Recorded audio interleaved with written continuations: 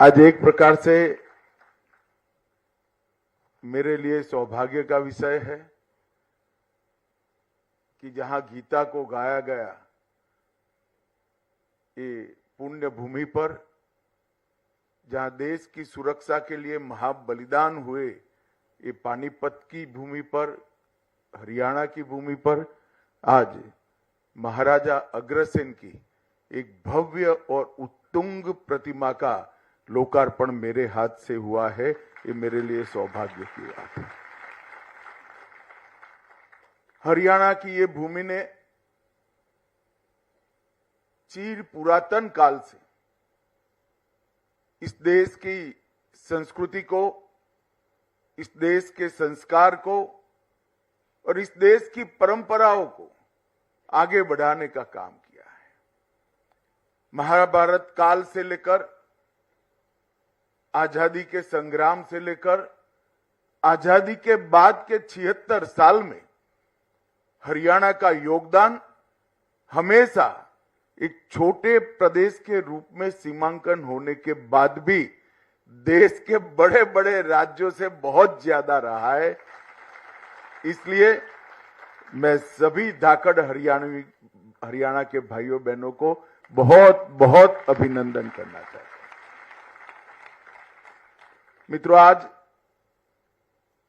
महान गुरुओं की परंपरा में सिखों के दूसरे गुरु अंगद देव जी की भी जन्मतिथि थी। सिख पंथ की गुरु परंपरा ने जब एक समय था कि देश के अंदर मूल संस्कृति ही समाप्त हो जाएगी, तब बाबर से लेकर औरंगजेब तक 10 गुरुओं ने संघर्ष कर हमारी परंपराओं को लचीला भी बनाया, पुनर्जीवित भी किया और जहां जरूर पड़ी वहां बलिदान देकर संघर्ष करने का काम भी किया। और इतिहास जो जानते हो सभी जानते हैं कि सिख गुरुओं की ये महान बलिदान ने ही आज हमें हमारे मूल रूप में यहां पर हमारा अस्तित्व टिका है। उसमें सिख पंथ के 10 गुरुओं का बहुत बड़ा योगदान है। मैं मनपूर्वक गुरु अंगद देव जी को प्रणाम कर मेरी बात की शुरुआत करता हूं। आज स्वर्गीय ओपी जिंदल जी की भी पुण्यतिथि है। ओपी जिंदल जी इस प्रदेश के बड़े राजनेता रहे। देश भर के अग्रणी उद्योगपतियों में भी उनका नाम आज भी सम्मान के साथ लिया जाता है। परंतु ये सब के साथ साथ वैश्य समाज में जन्मे इसके संस्कार के अनुरूप लाभ से पहले लोक की चिंता, मुनाफे के पहले समाज की चिंता और कारोबार से पहले करुणा का भाव, ये दोनों सिद्धांतों को ओपी जिंदल जी ने प्रतिपादित किया था।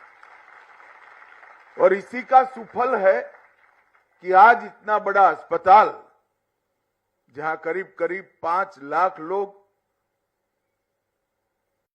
ओपीडी में सेवा लेते हैं, लगभग हर साल 180 के आसपास बच्चे यहां से मेडिकल स्नातक और अनुस्नातक होकर आगे बढ़ते हैं और कई सारे रोगियों को अनेक प्रकार के गंभीर रोगों की सबसे आधुनिक चिकित्सा व्यवस्था आज महाराज अग्रसेन की ये भूमि पर हुई है। वो ओपी जिंदल ने डाली हुई नींव का ही कारण है। आज यहां पर महाराज अग्रसेन की मूर्ति के साथ साथ नवनिर्मित आईसीयू का भी लोकार्पण किया गया, पीजी छात्रावास का शिलान्यास रखा गया और एक प्रकार से इस संस्थान को आगे बढ़ाने के लिए एक और कदम आगे बढ़ने का काम हुआ है। मित्रों, आज महाराजा अग्रसेन का भव्य प्रतिमा का अनावरण हुआ है। मैं इतिहास का विद्यार्थी हूं। महाभारत काल से आज तक अग्रसेन जी एक अनूठे प्रकार के शासक रहे। उस जमाने में लगभग 5300 साल पहले मेरे शहर में जो आता है वो आते ही लखपति होगा और आते ही महल को प्राप्त करेगा, ऐसी नींव डाली। एक प्रकार से ऐसा कहते हैं कि उस जमाने में उनकी राजधानी में 1 लाख लोगों का निवास था और जो नया व्यक्ति वहां शरण लेता था, आता था अन्य राज्यों से, उनको 1 ईंट हर परिवार देता था तो 1 लाख ईंट मिल जाता था और 1 रुपया भी मिलता था तो 1 लाख रुपया भी मिलता था। आप 1 ईंट और 1 लाख का मूल्य आज के जमाने के हिसाब से मत करिए। मैं महाभारत काल की बात कर रहा हूं, जब रुपये को छूना ही बहुत बड़ा भाग्य होता था। उस वक्त पूरा आर्थिक व्यापार एक प्रकार से बार्टर सिस्टम से चलता था। जो बहुत धनी होते थे उनके पास ही करेंसी हुआ करती थी। उस जमाने में महाराज अग्रसेन की राजधानी में जो आया वो 1 लाख ईंटों के महालय का घर का मालिक बना और 1 लाख रुपया प्राप्त कर लखपति बन जाता था। समृद्धि का इतना सुचारू रूप से राज्य पर बोझ डाले बगैर हर व्यक्ति के कल्याण का रास्ता शायद आज तक किसी ने ना ढूंढा है, ना किसी ने जमीन पर उतारा है।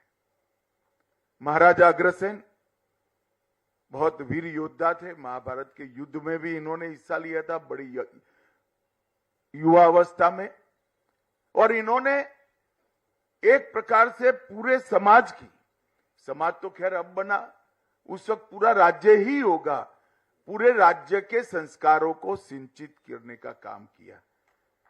कोई भूखा न सोए, कोई व्यक्ति ऐसा ना हो जिसके सर पर छत न हो, और कोई व्यक्ति ऐसा ना हो जिसके पास कारोबार न हो।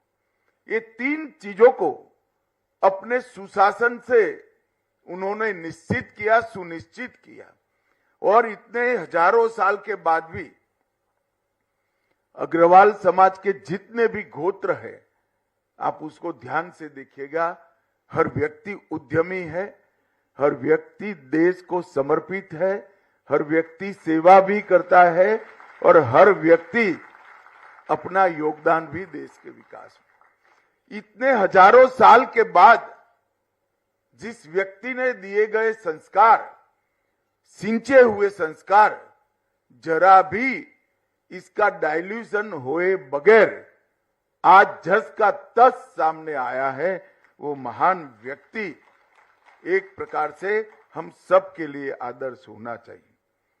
उन्होंने सुशासन के लिए भी ढेर सारे सिद्धांत प्रस्तापित किए गए थे। कई ऐतिहासिक डॉक्यूमेंट्स में इसका जिक्र भी मिलता है, उसको प्रस्तापित भी किया गया है। और एक प्रकार से आज नरेंद्र मोदी जी भी उसी रास्ते पर आगे बढ़ रहे हैं। आज नरेंद्र मोदी जी के 10 साल के अंदर 75 साल से जो 60 करोड़ गरीबों की फौज इस देश में बनी थी, उसमें से 25% लोगों, 25 करोड़ लोगों को गरीबी की रेखा से ऊपर एक 10 साल के अंदर ही ले जाने का काम किया। 4 करोड़ आवास बनाए, मतलब 20 करोड़ लोगों को छत देने का काम किया। 81 करोड़ लोगों को प्रति व्यक्ति 5 किलो राशन मुफ्त मिलता है। 11 करोड़ लोगों को गैस का चूल्हा देकर धुआं मुक्त घर बनाने का काम किया। 12 करोड़ परिवार इस देश में 2014 तक शौचालय विहीन थे। उस परिवार की बच्चियों की कल्पना करिए जहां शौचालय नहीं होता है। हम शहर में रहते हैं, हमें कल्पना नहीं है उसकी, मगर जिस परिवार में शौचालय नहीं होता है, इसकी माताएं, बहनें, बच्चियां किस तरह से जीती होगी। आजादी के 70 साल के बाद 12 करोड़ घर ऐसे थे जिसमें शौचालय नहीं था। और आज मैं अभिनंदन देना चाहता हूं हरियाणा सरकार को कि देश में सबसे पहले हर घर को शौचालय देने वाली सरकार हमारी हरियाणा सरकार बनी। 15 करोड़ लोगों को घर में नल से जल दिया।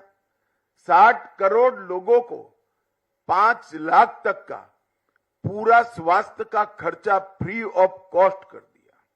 और मित्रों, इसके साथ साथ ऊर्जा हर घर में पहुंचाई और अब कोऑपरेटिव के माध्यम से हर घर के अंदर स्वरोजगारी देने का काम भी नरेंद्र मोदी जी की सरकार कर रही है। मोदी जी ने इस 10 साल के अंदर कई सारे क्षेत्र के अंदर आमूलचूर परिवर्तन आए। और आज मैं जब यहां आया हूं तब अस्पताल के प्रांगण में, मेडिकल कॉलेज के प्रांगण में मेरा कार्यक्रम है, तब एक होलिस्टिक अप्रोच के साथ नरेंद्र मोदी सरकार ने देश के स्वास्थ्य की चिंता करी। आप लोग सब पढ़े लिखे लोग हो, बच्चे तो ढेर सारी चीजें रिसर्च कर कर भी डाउनलोड करते हैं, मगर आप भी ये सारी योजनाओं को एक मोतियों की माला बनाकर देखेंगे तो मालूम पड़ेगा कितनी दूरदर्शिता के साथ काम हुआ है। सबसे पहले हर घर में गैस का सिलेंडर दिया। इसका सीधा रिश्ता महिला की, माता की स्वास्थ्य के साथ जुड़ा हुआ है। जो चूल्हा फूंक कर रसोई बनाती थी वो माता 25-30 साल में उसके फेफड़े अकाल फाइब्रोसिस से ग्रस्त हो जाते थे। 400 सिगरेट जितना धुआं इसके फेफड़े में हर रोज पहुंच जाता था।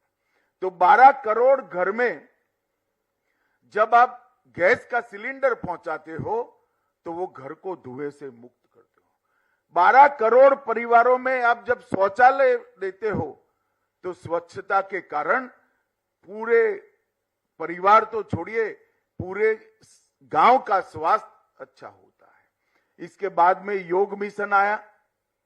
योग वो हमारी महान परंपरा है जो दवाई वगैरह के जीवन को सार्थक करती है और सालों से उसको भुला दिया गया था। आज न केवल भारत, पूरा विश्व योग से मानव के मन, शरीर और आत्मा तीनों के स्वास्थ्य के सुधार को स्वीकार करता है। इसके साथ साथ फिट इंडिया मिशन आया, फिर पोषण अभियान आया, क्योंकि ढेर सारी बीमारियों का कारण कुपोषित नागरिक होता है। फिर मिशन इंद्रधनुष आया, जिसके माध्यम से हर एक बच्चे को सभी के सभी टीके लगाकर उसकी रोग प्रतिकारक शक्ति को बढ़ाया गया। और फिर भी अगर कोई बीमार पड़ता है तो आयुष्मान भारत के माध्यम से 5 लाख तक की पूरे स्वास्थ्य की सुविधाएं करी। और उसके साथ जल जीवन मिशन भी लाए। शुद्ध पीने का फ्लोराइड विहीन पानी 15 करोड़ घर में पहुंचाया। आप सब जानते हैं, जो छात्र हो तो बहुत अच्छी तरह से जानते हैं, मानव शरीर में पानी का हिस्सा कितना होता है और स्वास्थ्य में शुद्ध पानी का रोल भी क्या होता है। ये सारी चीजें एक प्रकार से स्वास्थ्य से जुड़ी हुई है, जो हमारे देश के स्वास्थ्य को पूरी व्यवस्था इसकी फिट करने से लेकर, पोषण से लेकर, टीका लगाने से लेकर स्वास्थ्य सुविधाएं बढ़ाने तक एक माला में पिरोने का काम ये 10 वर्ष में नरेंद्र मोदी सरकार ने किया। और उसके बाद नंबर आया मेडिकल इंफ्रास्ट्रक्चर का। मैं आज आपको कहना चाहता हूं कि मेडिकल इंफ्रास्ट्रक्चर में ढेर सारा काम नरेंद्र मोदी सरकार ने किया। 64,000 करोड़ रुपया पब्लिक हेल्थ सेंटर और कम्युनिटी हेल्थ सेंटर इसके लिए खर्च कर कर एक बहुत बड़ा मेडिकल इंफ्रास्ट्रक्चर का बेसिक खाका बनाने का काम। 730 इंटीग्रेटेड पब्लिक हेल्थ लैब बनाए गए। 4382 ब्लॉक पब्लिक हेल्थ यूनिट्स बनाए गए और 602 क्रिटिकल केयर बॉक्स ये 10 साल के अंदर नए निर्मित किए गए।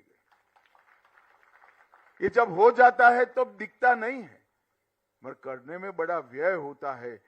13-14 के भारत सरकार के बजट में 37,000 करोड़ स्वास्थ्य के लिए बजट था और 25-26 के करोड़ बजट में 1,37,000 करोड़ है। 1 लाख करोड़ की वृद्धि सालाना नागरिकों के स्वास्थ्य के पीछे हुई है। और आज मैं मेडिकल कॉलेज में आया हूं तब भी बताना चाहता हूं, हमारे यहां जब मोदी जी प्रधानमंत्री बने तब देश में 7 एम्स थे। ये 7 में से 6 भी अटल जी के टाइम में बने थे। कांग्रेस के टाइम में एक ही राजकुमारी अमृत कौर बनाकर गई थी। इसके बाद 6 एम्स अटल जी ने बनाए और आज 2024 में 23 एम्स है। वो बताता है कि कितनी व्यवस्थाएं बढ़ी। मेडिकल कॉलेजों की संख्या 387 थी और इससे बढ़कर 2 गुना होकर 766 हुई। 51,000 MBBS की सीटें थी बच्चों के लिए और 1,15,000 सीटें हो चुकी है और 85,000 सीटें ये 5 साल में हम बढ़ाने वाले हैं। 2 लाख सीटें, हर साल 2 लाख बच्चे डॉक्टर बनकर देश के लोगों की सेवा करने के लिए बाहर आएंगे। पीजी की सीट 31,000 थी, उससे बढ़कर 73,000 हुई।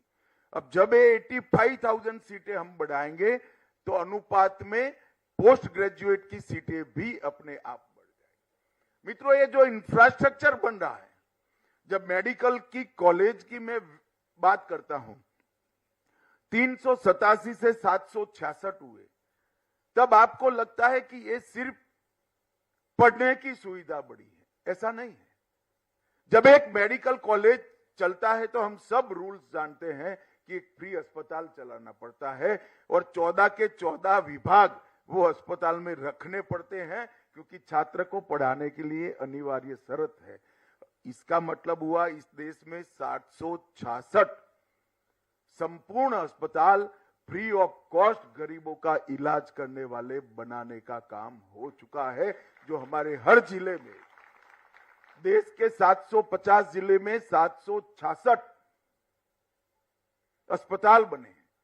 और भाजपा शासित सभी राज्यों का संकल्प है कि मिनिमम हर जिले में एक अस्पताल बना जाए। राजधानी के अंदर 3 है, एक मेडिकल कॉलेज राजधानी के अंदर 3 है तो नहीं गिना जाए। और मुझे विश्वास है कि अगले 5 साल के अंदर देश का एक भी जिला ऐसा नहीं होगा जहां मेडिकल कॉलेज नहीं होगा और फ्री अस्पताल नहीं।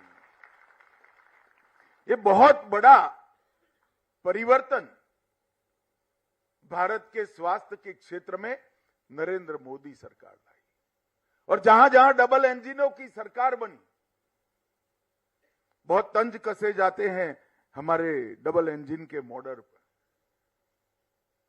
कैसा कैसे हो सकता है? ऐसा ही होता है, क्योंकि एक समान विचार की पार्टी के लोग जब सिद्धांतों के आधार पर राजनीति करते हैं तो ऐसा ही होता है। इसका बेस्ट उदाहरण है तो हमारा हरियाणा।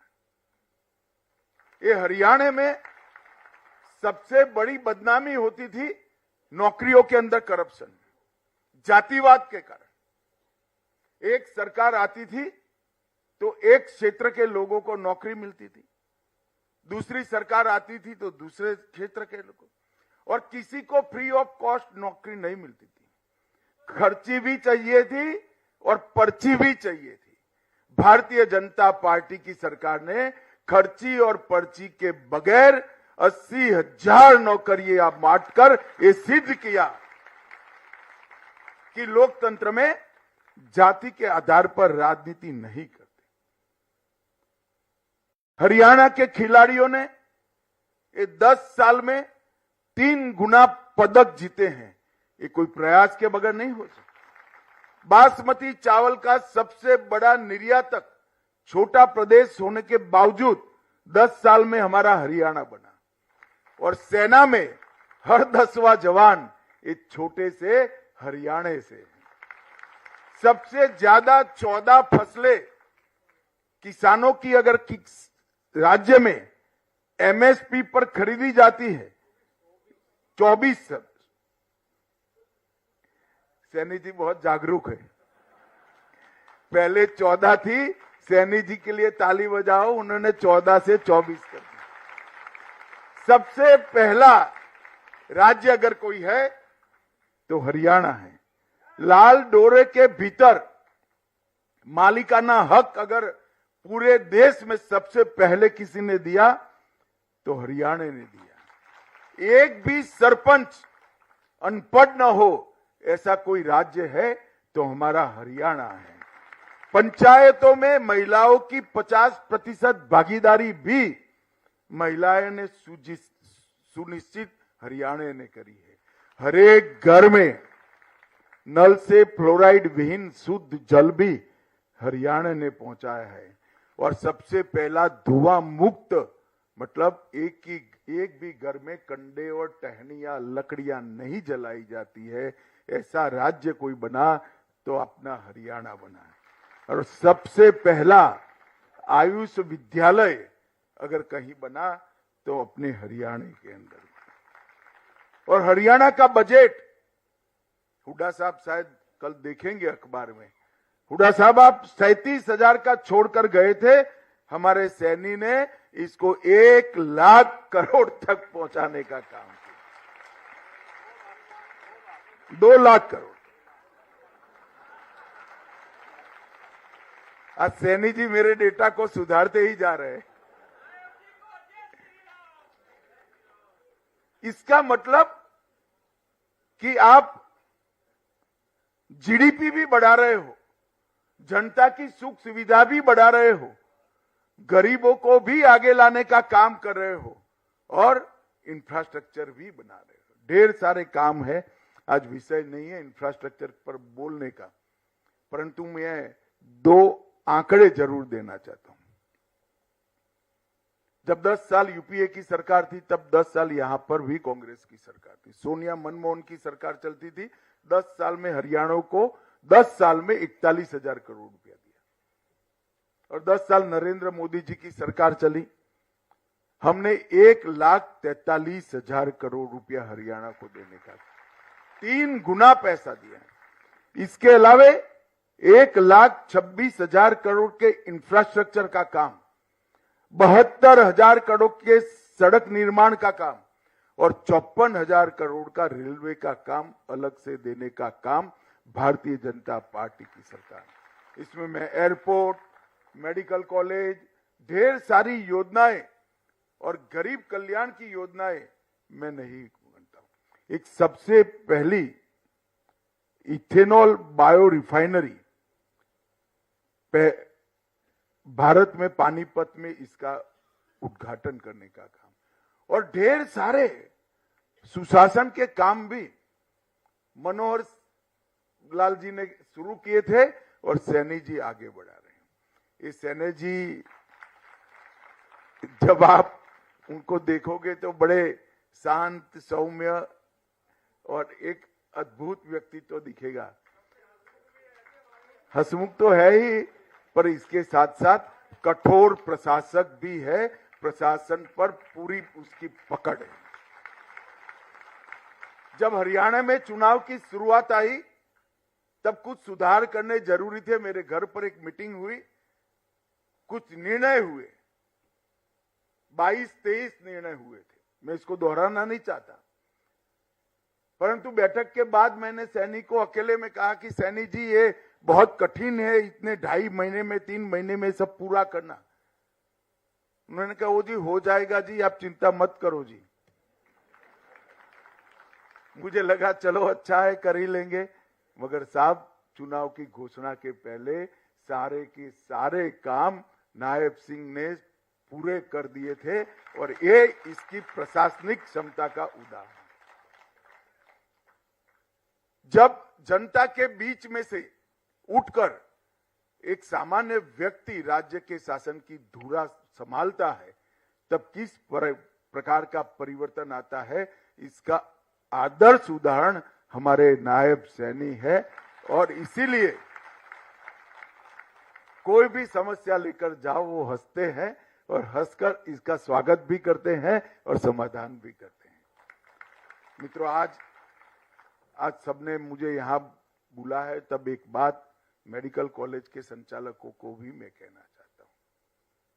हमारी नई शिक्षा नीति जो हम लाए हैं, इसमें बच्चों के अंदर जो मूल क्षमताएं पड़ी हैं, किसी के अंदर चित्रकार पड़ा होगा, किसी के अंदर संगीतकार पड़ा होगा, किसी के अंदर खिलाड़ी पड़ा होगा, किसी को भले मेडिकल का स्टूडेंट होगा, डॉक्टर बनना चाहता होगा, इकोनॉमी की भी समझ होगी, किसी को सोशल सामाजिक विज्ञान की भी समझ होगी।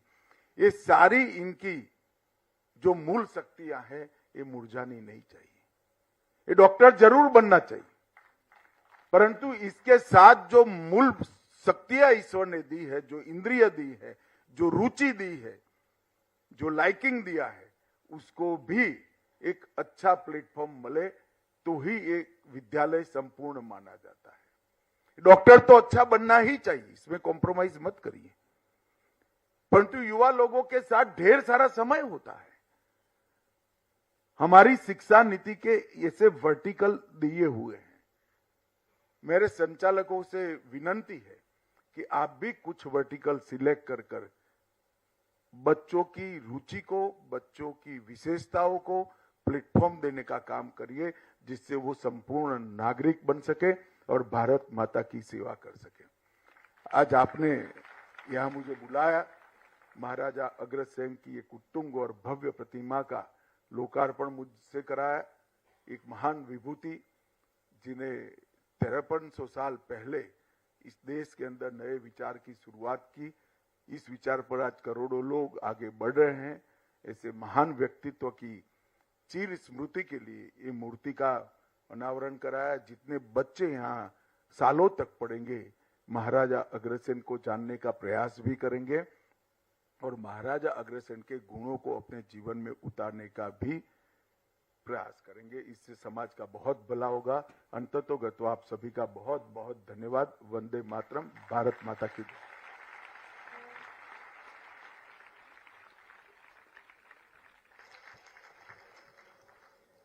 धन्यवाद मान्यवर, आपने